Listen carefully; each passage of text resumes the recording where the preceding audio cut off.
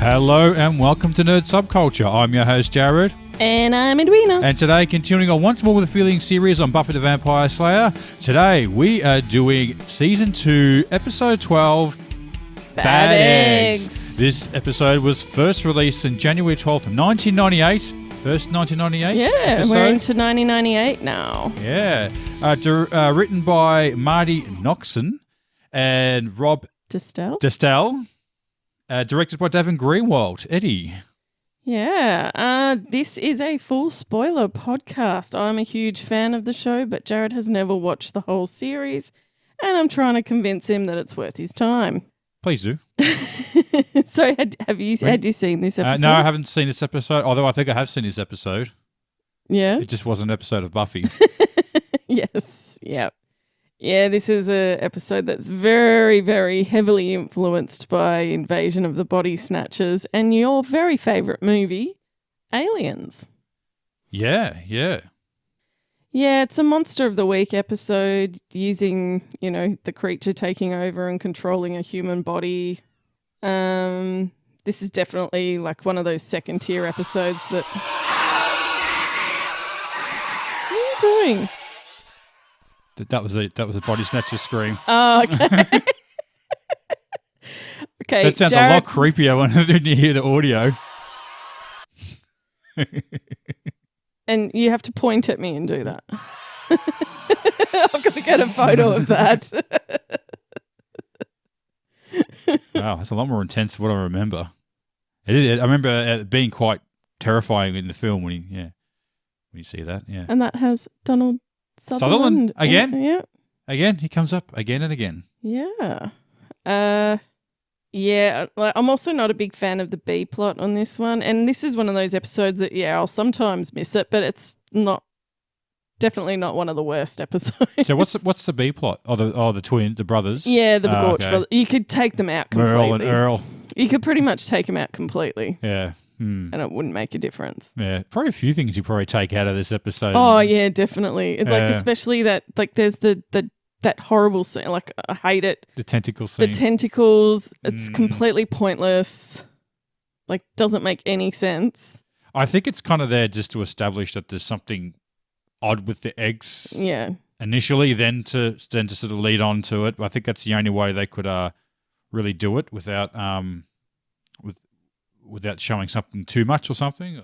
Well, it's pretty much showing it's a tale, like because that's what happens in Invasion of the Body Snatchers, isn't it? It's when people go to sleep. Yeah, and it attaches itself and then makes a copy of you with one of the other pods. Yeah. Would you like to do the summary? Yeah. Let's get that out the way. So, this episode begins with Buffy and her mother Joyce shopping at a mall when Buffy notices a vampire leading a girl into a closed arcade. Buffy fights off the vampire, who is later found to be a semi-notorious vampire named Lyle, who travels with his brother, Tector. At school the next day, Cordelia and Xander make out in a closet despite the fact they both continue to bicker and agree that they do not want a relationship. In health class, the teacher, Mr. Whitemore, asks the students to pair off and take care of an egg. That night, Buffy's egg breaks open and a tentacle emerges, attaching itself to her face and inserting a trendle into her ear. Ugh. The next morning when she wakes up, the egg is back to normal, but Buffy is feeling ill. Back at the library, Giles comments on how both Buffy and Willow appear to be very tired and sluggish, both passing it off as a bad night's sleep. That night, a security guard enters the school basement and finds a large hole in the wall, only to be knocked unconscious by Mr. Whitmore. Arriving home, Buffy sees her egg hatching. Suddenly, the creature emerges and attempts to attach itself to her body. Buffy finally manages to stab it with a pair of scissors before phoning Willow to warn her. Willow assures Buffy that she is fine, but her egg is seen to be already hatched. The next day, a creature is seen to have attached itself to Willow's back. Xander, who has hard-boiled his egg, decides to eat it, only to find a dead creature inside. The Scooby Gang proceed to the science lab to dissect the creature. However, Cordelia's egg hatches and the creature attaches to her, instructing her to knock Buffy unconscious while Willow hits Xander over the head with a microscope. They drag Buffy and Xander to the closet before joining a large group of students who pick up tools and head into the basement. Joyce arrives at the library to pick up Buffy, However, she instead encounters Giles, who places a creature on her back. They both then go into the basement. Buffy and Xander regain consciousness and find 2 unhatched eggs in the closet. Buffy smashes them before they go into the library. Buffy finds a book describing the creatures who attach themselves to and then control a host under the instructions of the Mother Bazaar, an ancient subterranean parasite. They follow a student into the basement and through the hole where they find the host group digging up the Mother Bazaar. Lai and Tector arrive and attack Buffy. The fight eventually ends up in the working pit where Willow orders the others to kill them. While fending off the hosts, Tector is grabbed by a tentacle and eaten by the Mother Bazaar. Buffy is also seized by a tentacle. She defeats the mother creature. After that, all the workers fall to the ground. Buffy comes up out of the creature, covered in black goo, and Lyle runs off. As all the students leave, Giles explains that it was a gas leak as a cover story. Later, Buffy is again kissing Angel. Leaning through a bedroom window, she claims that she is not breaking any rules. The end.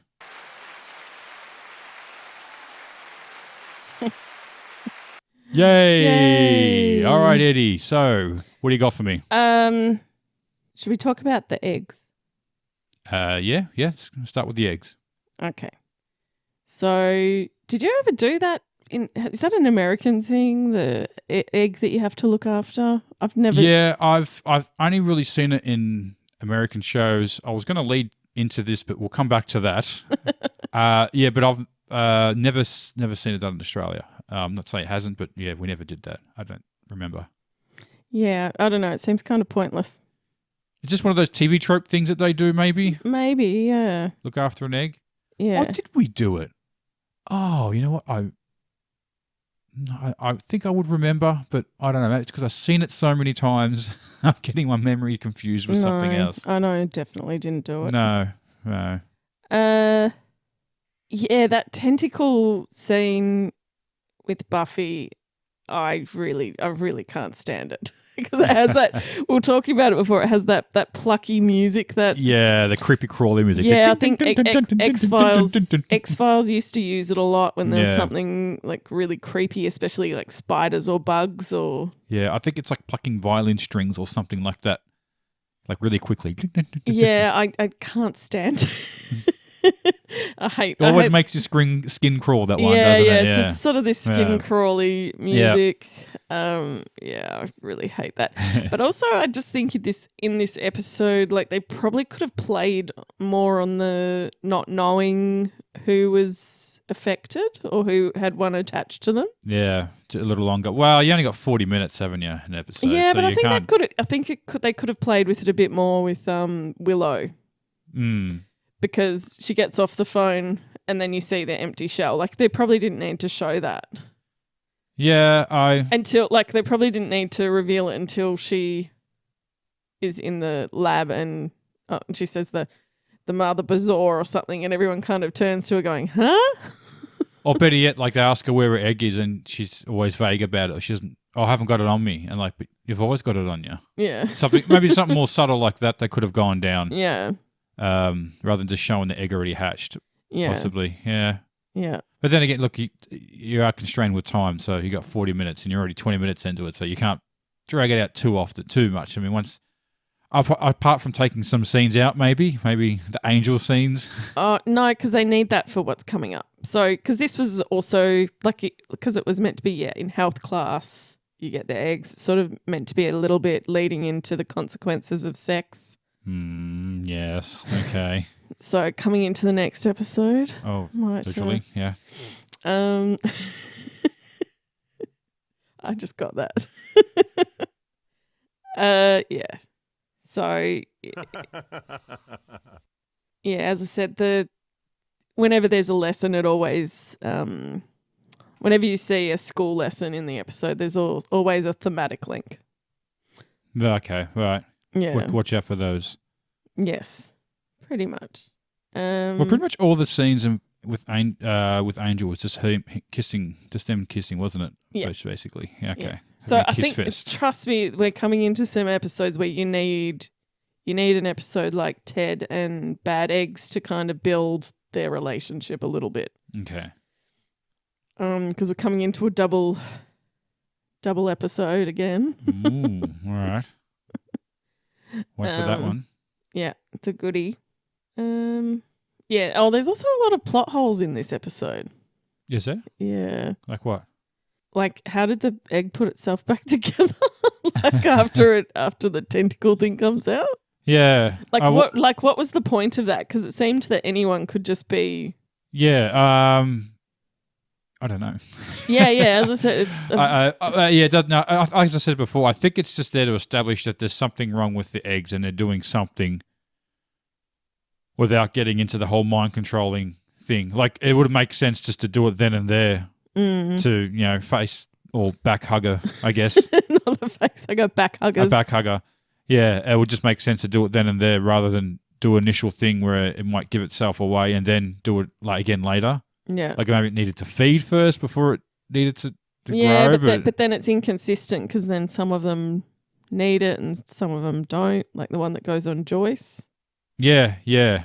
Oh, whoops. The ones that are in when they knock Xander and... Yeah. I guess they probably still could have gone through the whole process, I guess, but it's... Some sort of incubation. Yeah, okay. But it doesn't... Yeah, no, it doesn't make any sense. No, yeah. No. As I said... It's stupid. A few plot holes. How on earth did the health teacher get these eggs in the first place? Yeah. Do we see Mr. Whitmore again? No, I don't think so. Oh. The teachers, you very rarely see the teachers again. Okay, yeah. Well, other than Schneider. I didn't see him this episode. No. He was missing. He hasn't been in a few episodes. Yeah, I haven't seen him for a while. Yeah. I don't really have any more points. Sorry. Not much going on this episode. Invasion of Body Snatchers, which I would recommend go watching. The Donald Sutherland version is pretty good. I haven't seen the original one from the 1950s, 60s. I haven't seen that one. I think I saw it a very, very, very long time I'm guessing ago. I would say it was pretty good. They made a remake of it. I think it's got some... There's a classic line of him running down the street screaming, they're all getting you, something like that. And there was a recent one made with Nicole Kidman. I haven't seen that one. Something. That was just Invasion. Invasion, yeah. Wasn't that a remake of some sort? Have I seen it? It's different. It's like in the rain or something. Right, okay, yeah. I think I have. Is that a spoiler? No, I can't really. I think it might have been one that I started watching and just went, oh God, this is rubbish. Yeah. Like, I think it was a bit more slowly paced. Anyway. Yeah, did you actually do a good one? I'll end up making a meme out of it later. Yeah.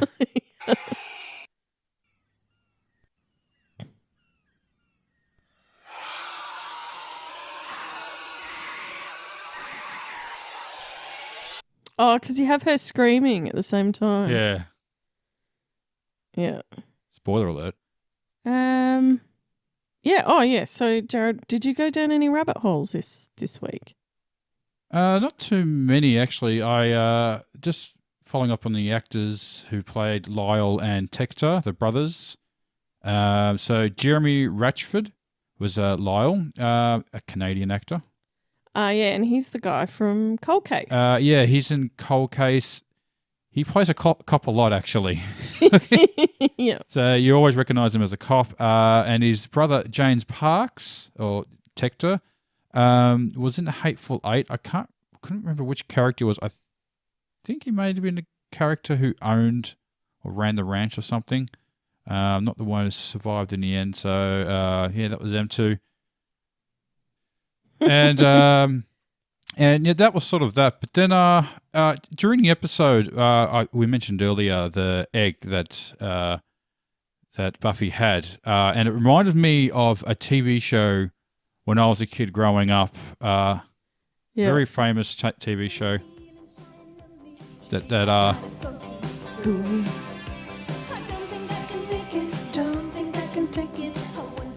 The great Degrassi High series. Yeah, Degrassi Junior High, Degrassi High, and it was the Degrassi Street Kids.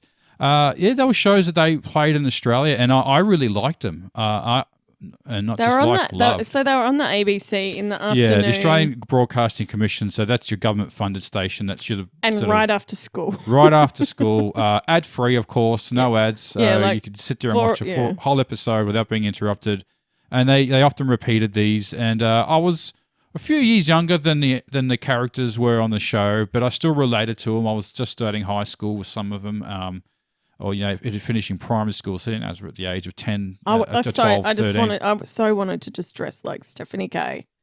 And then I watched it recently, and oh my god! Oh, Stephanie K, yeah. Oh, and I just went down the rabbit hole of just revisiting this show, and I was surprised at how many different iterations there are of this show. Yeah, because they did bring it, because the original series went for about 3 seasons. I think Degrassi Junior High. Then there was Degrassi High that went for 3 seasons. Then there was the infamous Degrassi movie schools out, which was that was quite groundbreaking at the time and controversial, I think, as well. They often gave warnings because there was some really traumatic things that happened with that. But there was also the Next Generation series that came out, and that lasted about 14 years.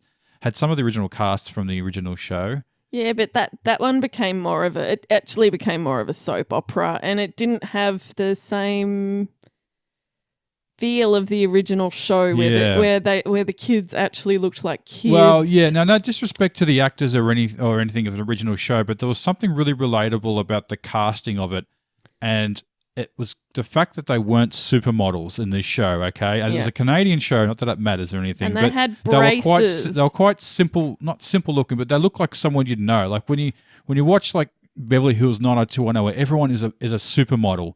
And you just find that a little unrelatable, and everyone's 25 years old too. That was the other thing. Like these were like appropriately aged children for what they were playing. They were in their early teens, maybe a couple of years older than what they meant to be. As you said, even watching Buffy, like they are. Yeah, they're all, exactly. They're all in their 20s. Like I love that they make out, I think Cordelia's 24. But these were proper school-aged kids. Yeah. They all had. I just remember they had acne. They had bad makeup. They wore bad clothes and good clothes, and you had fat kids and like super thin kids and tall kids and disabled kids, and you just had like this real broad range of kids that you would find in a school. Exactly, yeah. Not but, Jenny and MacArthur and Shannon Doherty, driving their Beamers and getting nose jobs, just completely unrelatable. And to be fair, like I don't think a show has ever been able to do what Degrassi did. Well, it's funny just looking at the posters of the shows and even some movies, or Spring Breakers and Degrassi Goes to Hollywood. I'm like, this is like completely not what the show was about. It was as far away from Hollywood as possible, which made it so entertaining and so relatable. And it's like completely just bridged that. Yeah, and it literally became a soap opera. Yeah, and just look at the posters. Like I'm looking, all these girls look like supermodels. I'm like, but that's what we didn't. That's what we liked about it, Yeah, it's just nice to watch. We've gone off on a bit of a tangent. Yeah, so that was my rabbit hole, and just looking up some of the actors on there as well. Did you explain why you went down? And it's because it was that. Oh yeah, because of the egg. Because there was an episode. There was a character called Spike. Funnily enough, Spike. I only made that connection just recently. So her name was Spike, and she had this spiky ass hair. Like it's amazing to watch when you see pictures of like, oh my god, girls had their hair like that. Yeah, I wished I could have had my hair like that. Yeah, frightening. And she got pregnant in an episode, and there was an episode where she got an egg, and they did the same thing where they all had to have an egg and look after it. And she even called it Eggbert, which Buffy did refer to her egg as Eggbert, and it clicked in my head. I've still got the book somewhere floating around of Spike. It was a little racing book as well. It's on the cover. It's on the cover. She's holding the egg with. She's written a little smiley face on it. But the book was actually quite explicit for a children's book. There is a sex scene in it that is, a little explicit. I'm not going to read that out. But looking up some of the actors, and most of them really hadn't done much. There was one actor, Yik, who played Yik, the Asian guy. He's gone on to do like assistant director for a few big movies like Pacific Rim and some of the Resident Evil movies. Probably the most successful one, so more behind the camera stuff that he's done. And as in the back of my mind, while looking up characters or actors who played characters from the show, I'm thinking in the back of the mind, which ones have passed away. That sort of very cynical thought you have, and be careful what you wish for, because I did actually find one of the actors had passed away, and this is actually really, really tragic. I'm questioning whether I should read this out or not. So the actor who played Wheels, who has a very tragic end in the show as well. Yes, he had a very tragic end in the show. Because he gets arrested. Or no, it was in the movie. Jail it was in the movie. The School's Out, where he gets done. He's drink driving and he has a nasty accident and kills a child, I think. And I think the episode ends with him in jail. Disables one of the main characters. Yeah. I can't remember she's her either name. blinded, and she's injured quite severely as well. He comes off pretty unscathed, apart from and then I think it ends sort of with Snake visiting him in jail and him sort of being all resentful. Oh, it's not my kid. It's not my fault the kid wasn't wearing a seatbelt. And that was sort of the end of his story. Though the actor did appear in the Next Generation for a few episodes, so maybe there was some sort of story arc on that. But I'm just going to read this out now. This warning. This is actually quite sad, and I was actually quite saddened to read this. So his name was Neil Hope, Philip Neil Hope, born in Toronto, Ontario, Canada. So final years and his death, Hope kept a low profile in his later years. His family recalled him making sporadic calls and visits until 2005. His final public appearance was the CTV documentary The Degrassi Story, hosted by co-star Stephen Morgan, the actor who played Snake, who interviewed him in Windsor. Hope later moved to Hamilton, where he briefly stayed at a Salvation Army shelter in 2006. And this is where it sort of it gets very tragic from this point on. Hope was found dead in the Hamilton rooming house by his landlord in 2007 in November. According to the Toronto Star, Hope had been deceased for more than a week prior to his discovery, and there was an abundance of unused insulin vials around the room. Hope, whose identity was not recognized by the police or coroner's officials, he was buried unclaimed in an unmarked plot in March 2008. His mother died in 2012. His death remained unknown until January 2012. That was 5 years later, when his family was notified, and his sister-in-law announced his death on Facebook and dedicated a page to him. And he was later buried in Woodland with a marked grave. So that was actually really, really sad to find that out. I almost kind of feel like I've grown up with these people in some ways, you know what I mean? And to see that happen to him, that's tragic. Feels like the show imitating life. Life. Yeah, in some way. And I think he did have struggles with alcohol in his life too. So that's also as some child stars tend to. Yeah. Oh no, terrible.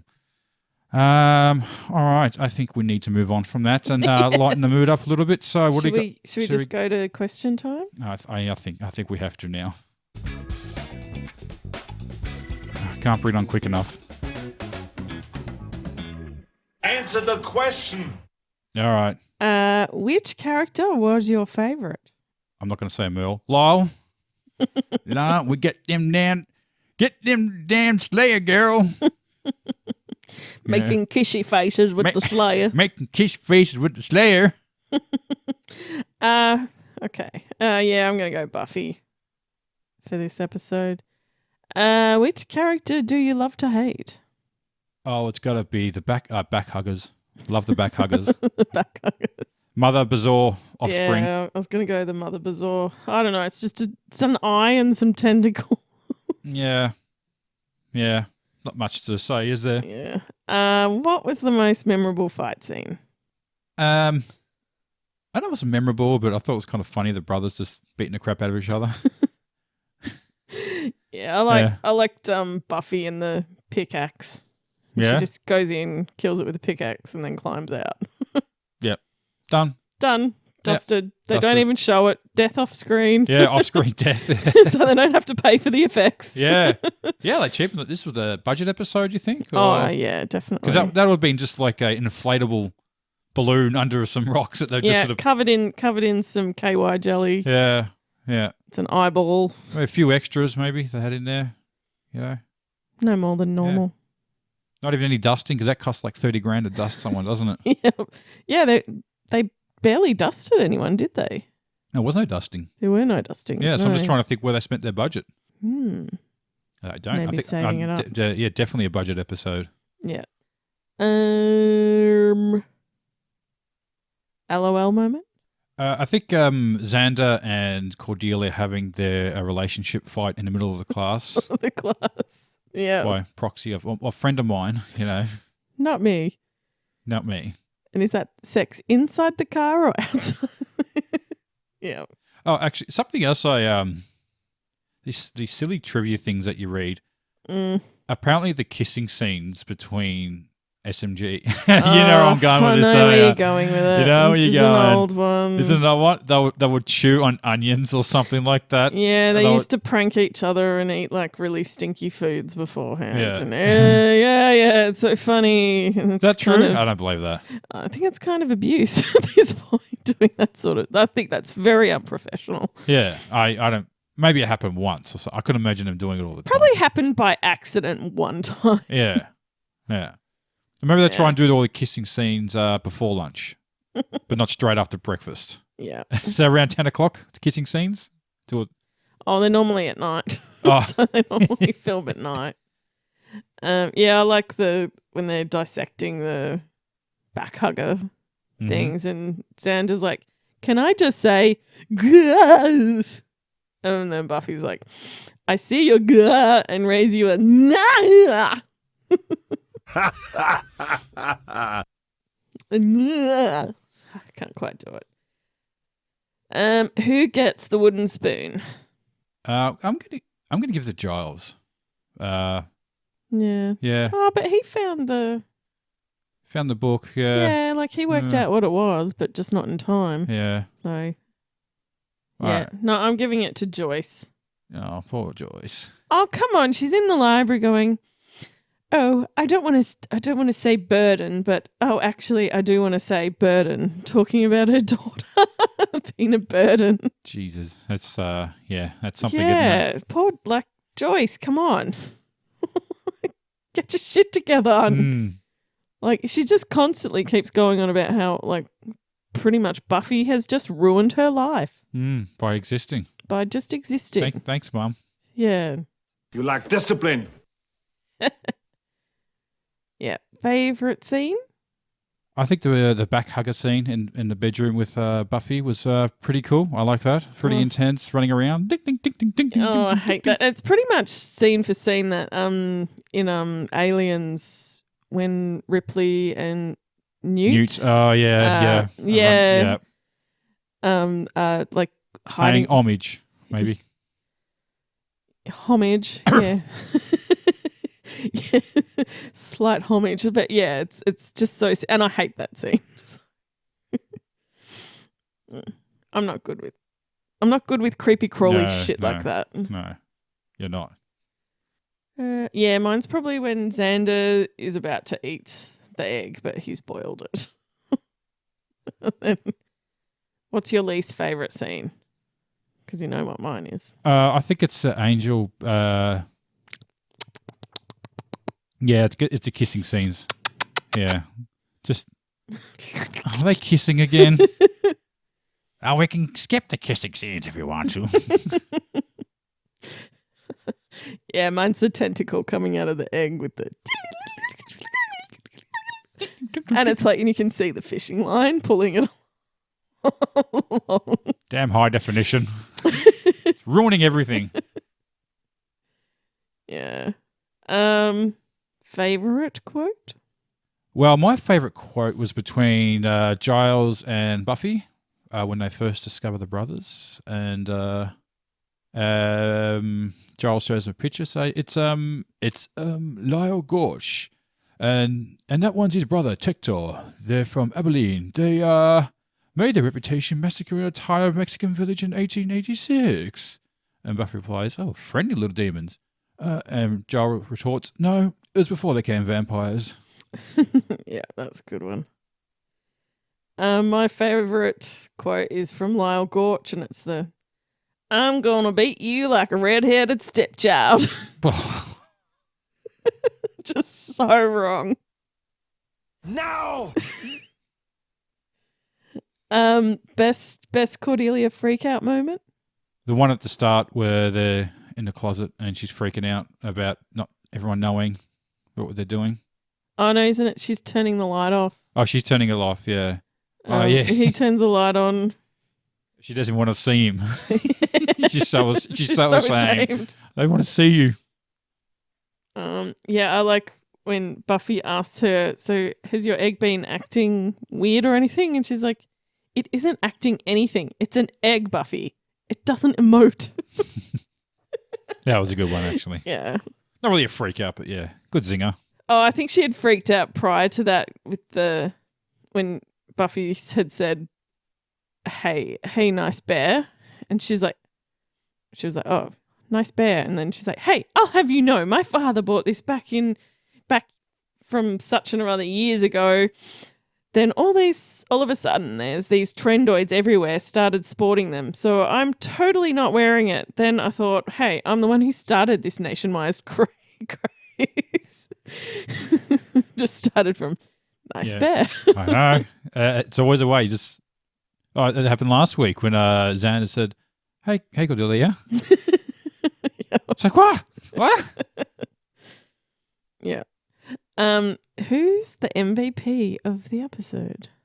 Yeah, I tried to look for someone else, but it's the Buffy the Vampire Slayer. So, it's Buffy in this one. Yeah, it's her. Yeah, she works it all out. She doesn't get back hugged. No, yeah. And she destroys the maybe Bazaar. Xander gets a close second. Yeah. I guess. Yeah. What do you rate this episode? I'll give it 3 back huggers out of 10. Okay. Maybe 4. I'll go with 3. Yeah, I'm gonna go 3 out of 10 bear backpacks. Oh, it's all about the backs today. Yeah, the backpack. The backpack. Yeah. Anything else was there? Not really. All right, Eddie. Well, I think that wraps it up for this week. We are Nerd Subculture. I'm Jared. I'm Edwina. And you can find us on Twitter, TikTok, Instagram. No, not Instagram. Facebook, Twitter, all the podcasting platforms. Like, share, and subscribe. And leave a comment. Yes, leave a comment. Everything helps. Everything helps. Right. We'll respond to it. Rate Take us. care. Bye. Bye.